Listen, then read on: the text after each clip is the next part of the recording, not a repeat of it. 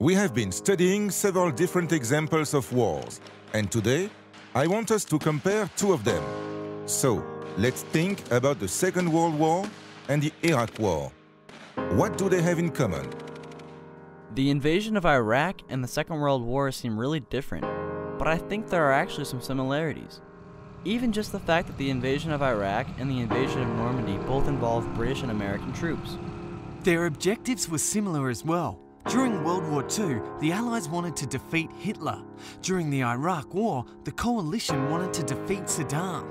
That's not exactly why the coalition went to war in Iraq. They said they were looking for weapons of mass destruction. What we all know is really about oil. So you think the motivations for the invasions were different? Absolutely. Normandy was about liberating France. Iraq was about material wealth. But lots of people argue that invading Iraq made the world a safer place by ending Saddam's rule before he could develop WMDs. Doesn't that seem similar to the D-Day landings? That's exactly my point. The US had the military power to stop Saddam before he tried to expand beyond his borders, so they stepped in. So, do you think that decision was influenced by previous events in history?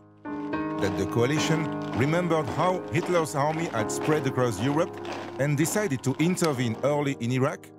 That's crazy. You can't invade another country because of what they might do. The only reason the US invaded Iraq was to increase American wealth.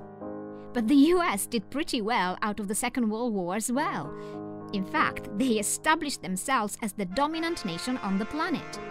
I think maybe we are rewriting history here based on the outcomes of the invasions. Would we be so in favor of the D-Day landings if the Allies had been pushed back by the Nazis?